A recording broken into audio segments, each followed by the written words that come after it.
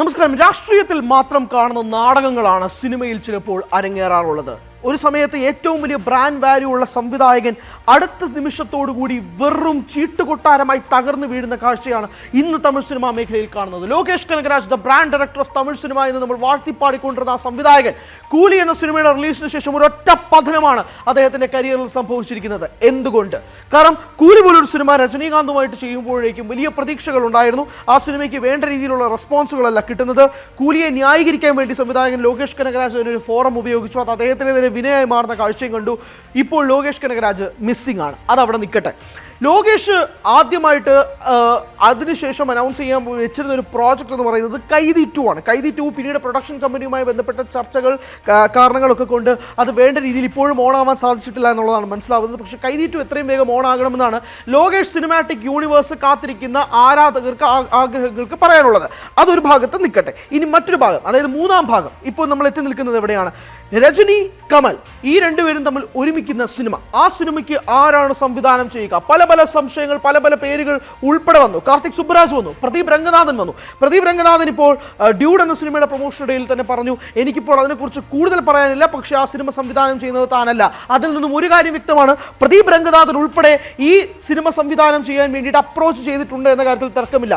Rajkamal films international ആയിരിക്കും ഈ cinema നിർമ്മിക്കുന്നത്. അതായത് RKFI പ്രദീപ് രംഗനാഥൻ ഉൾപ്പെടെ ഈ കാര്യവുമായി ബന്ധപ്പെട്ട് സംസാരിച്ചിട്ടുണ്ട്, ചർച്ച നടന്നിട്ടുണ്ട്. കാരണം പ്രദീപ് ഇത് നിഷേധിച്ചിട്ടില്ല. Point number 1.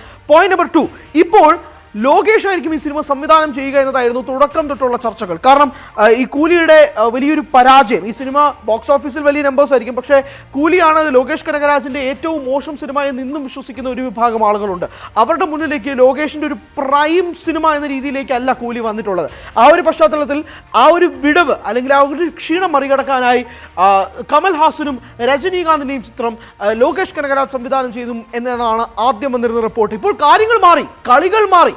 ഇപ്പോൾ ലോകേഷ് പുറത്താവുന്ന ഒരു സാഹചര്യത്തിൽ നെൽസൺ ദിലീപ് കുമാർ പ്രോജക്റ്റിലേക്ക് ഇന്നാവുന്നു എന്നുള്ളതാണ് ഏറ്റവും പുതിയ റിപ്പോർട്ടുകൾ. അതായത് നെൽസൺ വരുന്നതോടുകൂടി ഇത് വീണ്ടും വേറൊരു രീതിയിലേക്ക് മാറും. കാരണം ഇപ്പോൾ ജയിലർ 2 ഷൂട്ടിംഗ് നടന്നുകൊണ്ടിരിക്കുകയാണ്. ജയിലർ 2 രജനി വെച്ച് നെൽസൺ തന്നെ ചെയ്യുന്ന സിനിമയാണ്. ജയിലർ നമുക്കറിയാം 2023 ഉണ്ടാക്കിയ ഹ്യൂജ് സക്സസ്. ഓഗസ്റ്റ് 10-ാം തീയതി ആ സിനിമ റിലീസ് ചെയ്തു. നെൽസൺ ആവട്ടെ ബീസ്റ്റ് എന്ന ചിത്രത്തിന്റെ വലിയ ക്ഷീണത്തിന് ശേഷം രജനി സംവിധാനം ചെയ്തു വെച്ചിരുന്ന സിനിമയാണ് ജയിലർ. അന്ന് ജയിലറിന് വലിയ പ്രതീക്ഷകളൊന്നും ആരും കൊടുത്തില്ല. കാരണം ബീസ്റ്റിന്റെ ആ ഒരു പരാജയം നെൽസനെ വല്ലാത്ത രീതിയിൽ ബാധിച്ചു. നെൽസന് മേലുള്ള വിശ്വാസം പല പ്രേക്ഷകർക്കും പോയി. അതിന്റെ 2 ഇരട്ടി വിശ്വാസ്യത നെൽസൺ തിരിച്ചു പിടിച്ചൊരു സിനിമയും കൂടിയാണ് ജയിലർ. ഇപ്പോൾ ജയിലറിന്റെ 2ാം ഭാഗം വരുമ്പോഴേക്കും ജയിലറിന്റെ ആദ്യത്തെ അനൗൺസ്മെന്റ് ടീസർ പുറത്തു വന്ന അതിന്റെ ട്രെയിലർ ഉൾപ്പെടെ, അതിന്റെ ടീസർ ഉൾപ്പെടെ തിയേറ്ററിൽ പ്രദർശിപ്പിച്ചിരുന്ന ഒരു പ്രീമിയർ തിയേറ്ററുകൾ ഷോ ഉണ്ടായിരുന്നു, അതിൻ്റെ ടീസർ പ്രദർശനം. അതിന് പോലും വലിയ വരവേൽപ്പാണ് കിട്ടിയത്. അതുകൊണ്ട് തന്നെ ജയിലർ 2 വേണ്ടി ഒരുപാട് ആളുകൾ കാത്തിരിക്കുകയാണ്. മലയാള സിനിമാ മേഖലയിൽ തന്നെ ഒട്ടനവധി താരങ്ങളും ഈ സിനിമയിൽ അണിനിരക്കുന്നുണ്ട്.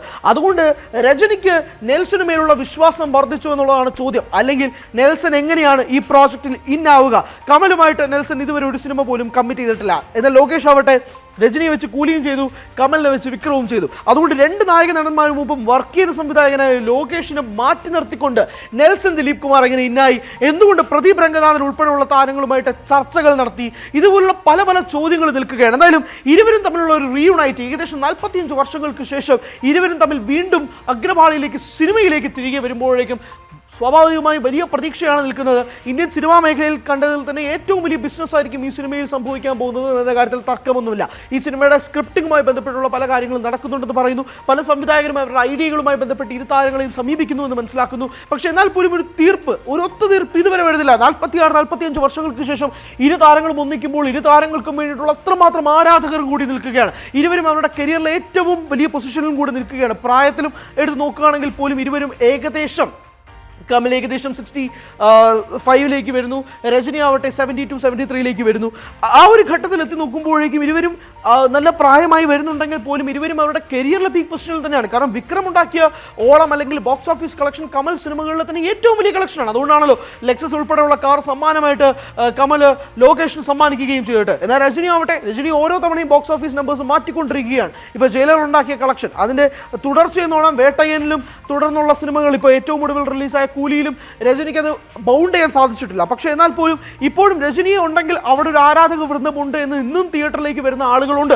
അത് എത്രയോ തലമുറകൾ, 5-6 തലമുറകളുള്ള ആളുകൾ ഇന്നും രജനിയെ ഫാൻ ഫോളോയിങ് എന്ന രീതിയിൽ തിയേറ്ററുകളിലേക്ക് പോകുന്നുണ്ട്. സോ ദ പോയിന്റ് ഇസ്, ഇവിടെ നിന്നുകൊണ്ട് ലോകേഷിനെ മാറ്റിക്കൊണ്ട് നെൽസൺ ദിലീപ് കുമാറിനെ കൊണ്ട് വരികയാണെങ്കിൽ അവിടെ എങ്ങനെയാണ് ഈ സിനിമാ മേഖലയെ ചർച്ച ചെയ്യുക എന്നുള്ളതാണ്. കാരണം ലോകേഷിനെ മാറ്റണമെങ്കിൽ ഇപ്പോൾ നമുക്കറിയാം, ഒരു സിനിമയിൽ ഒരു സംവിധായകനെ മാറ്റി നിർത്തുക എന്ന് പറയുന്നത് ചെറിയ കാര്യമല്ല. ഇപ്പോൾ അജിത് കുമാർ ചിത്രമായ വിടാമുയർച്ചയ്ക്ക് ആ സിനിമയ്ക്ക് വരുന്നതിന് മുമ്പ്, അതായത് മകിഴ് തിരുമേനി വരുന്നതിന് മുമ്പ് ആ സിനിമ ആദ്യം സംവിധാനം ചെയ്യുന്നത് വിഘ്നേഷ് ശിവനാണ്. വിഘ്നേഷ് ശിവനെ മാറ്റിക്കൊണ്ടാണ് മകിഴ് തിരുമേനിയെ സംവിധായകനാക്കിക്കൊണ്ട് അജിത്ത് ആ സിനിമ ചെയ്തത്. പക്ഷേ അജിത്തിന്റെ കരിയറിൽ തന്നെ മോശം സിനിമയായിരുന്നു വിടാമുയർച്ചി ബോക്സ് ഓഫീസ് നമ്പേഴ്സിൽ. അതുകൊണ്ട് തന്നെ വിഘ്നേഷ് ശിവന് പക്ഷേ വേറെ ക്ഷീണമൊന്നും ഉണ്ടായില്ല. വിഘ്നേഷ് ശിവൻ വലിയ എക്സൈറ്റഡ് ആയിരുന്നു അജിത് കുമാർ ചിത്രത്തിൽ. പക്ഷേ വിഘ്നേഷിനെ അവസാന നിമിഷമാണ് മാറ്റേണ്ടി വന്നത്. ഇങ്ങനെ സംവിധായകരെ മാറ്റുമ്പോഴേക്കും അവരുടെ കരിയറിൽ ഉണ്ടാകുന്ന ഒരു വലിയ പ്രശ്നവും കൂടി നിലനിൽക്കുന്നുണ്ട്. അതാണ് രജനി ജയിലറിന്റെ ഓഡിയോ ലോഞ്ചിൽ വെച്ച് പറഞ്ഞത്. ബീസ്റ്റ് വലിയ അഭിപ്രായങ്ങൾ വരുന്നില്ല, ബീസ്റ്റിന് വലിയ രീതിയിലുള്ള കളക്ഷൻ വരുന്നില്ല, പക്ഷേ ഡിസ്ട്രിബ്യൂട്ടേഴ്സ് ഹാപ്പിയാണ്. പക്ഷേ സൺ പിക്ചേഴ്സ് വന്ന് രജനിയോട് ചോദിക്കുന്നു സംവിധായകനെ മാറ്റണമോ എന്ന്, സംവിധായകനോട് മാറ്റണമോ എന്ന് രജനിയോട് ചോദിച്ചപ്പോൾ രജനി പറഞ്ഞത് കുഴപ്പമില്ല, ഡയറക്ടർ ഫെയിലാവില്ല, സ്ക്രിപ്റ്റ് ഫെയിലായാലും. അങ്ങനെ ഡയറക്ടർ മേലുള്ള വിശ്വാസം വെച്ചുകൊണ്ടാണ് നെൽസനെ വിശ്വസിച്ചുകൊണ്ട് രജനി ജയിലർ എടുത്തത്. ജയിലർ രജനിയുടെ കരിയറിലെ തന്നെ ഏറ്റവും പീക്ക് സിനിമയായിട്ട് മാറുകയും ചെയ്തു. ജയിലർ 2-നും വലിയ പ്രതീക്ഷകളാണുള്ളത്. അങ്ങനെ ടൈഗർ മുത്തുവേൽ പാണ്ഡിനെ രക്ഷിച്ചുകൊണ്ട് വിശ്വസിച്ചുകൊണ്ട് നെൽസൺ ദിലീപ് കുമാർ വീണ്ടും എത്തുമ്പോഴേക്കുമാണ് ഈ പ്രോജക്റ്റ് നെൽസന്റെ കൈകളിലേക്ക് എത്തുകയാണെന്നൊരു ചോദ്യം കൂടി വരുന്നത്. സ്വാഭാവികമായിട്ടും തമിഴ് സിനിമ സ്കീമാറ്റിക്സ് തന്നെ മാറ്റപ്പെടാൻ പറ്റുന്ന ഒരു പ്രോജക്റ്റിൽ ലോകേഷ് കനകരാജ് പുറത്താവുകയാണെങ്കിൽ ഇന്നത്തെ ഏറ്റവും പ്രൈം ഡയറക്ടറായ ലോകേഷ് കനകരാജ് എത്തി നിൽക്കുന്നത് ഏറ്റവും വലിയൊരു ഡേഞ്ചർ കുഴിയിലാണെന്ന കാര്യത്തിൽ തർക്കമൊന്നുമില്ല. കാരണം അതാണ് ഞാൻ വീണ്ടും ആവർത്തിക്കുന്നത്, കൂലിയുടെ റിലീസിന് മുന്നേ ഏറ്റവും വലിയ ബ്രാൻഡ് ഡയറക്ടർ, കൂലിക്ക് വേണ്ടി മാത്രം 50 കോടി രൂപ ശമ്പളം വാങ്ങിയ സംവിധായകൻ, തമിഴ് സിനിമാ മേഖലയിൽ ഇന്ന് വരെ സ്വപ്നം പോലും കാണാൻ കഴിയാത്ത ആ റെക്കോർഡ് തുകയാണ് ലോകേഷ് തന്നെ സാലറി ആയിട്ട് മാത്രം വാങ്ങിച്ചത്. അങ്ങനെ 50 കോടി വാങ്ങിച്ച സംവിധായകന്റെ അവസ്ഥയാണ് ഇന്നെത്തി നിൽക്കുന്ന സാഹചര്യം. സമയമാണ്, ഫെയ്റ്റാണ്, കാലമാണ്, വിധിയാണ് എന്നൊക്കെ സിനിമാ മേഖലയിൽ എപ്പോഴും പറയാറുണ്ട്. ആ സിനിമാ മേഖലയിൽ എത്തി നിൽക്കുന്ന ഏറ്റവും ഒടുവിലത്തെ എക്സാമ്പിളാണ് ലോകേഷ് കനകരാജ് ഇന്ന് നേരിടുന്ന കാര്യത്തിൽ തർക്കമില്ല. അങ്ങനെയാണെങ്കിൽ നെൽസൺ ദിലീപ് കുമാർ ഈ സിനിമ സംവിധാനം ചെയ്യുകയാണെങ്കിൽ നെൽസന്റെ തലയിൽ ഒരു പൊന്തൂരെന്നൊന്നും വിളിക്കാൻ പറ്റത്തില്ല. ഏറ്റവും വലിയ കളിയാക്കലുകളും ട്രോളപ്പെട്ടിരുന്ന സംവിധായകൻ എന്ന നിലയിൽ തൻ്റെ സ്വന്തം അധ്വാനത്തിൻ്റെയും പ്രയത്നം കൊണ്ട് മാത്രം തൻ്റെ സിനിമകൾ വിജയിപ്പിച്ചെടുത്ത് ഇന്ന് ഏവരും ഏത് സംവിധായകനും കൊതിക്കുന്ന ആ ഒരു പ്രോജക്റ്റിൻ്റെ അമരത്വത്തിലേക്ക് നെൽസൺ ദിലീപ് കുമാർ എത്തുകയാണെങ്കിൽ ഒരു സംവിധായകൻ തന്നെ 3 വർഷത്തെ ഫിലിമോഗ്രഫി എടുത്ത് നോക്കിയാൽ ഇതിൽ ഏറ്റവും വലിയൊരു ട്വിസ്റ്റ് ആൻഡ് ടേൺ സംഭവിച്ചൊരു സംവിധായകൻ വേറെ ഉണ്ടാകില്ല. എന്തായാലും ഇപ്പോഴും ചർച്ചകളും റിപ്പോർട്ടുകളും ഒക്കെ നടക്കുകയാണ്. ആരായിരിക്കും ആ സംവിധായകൻ?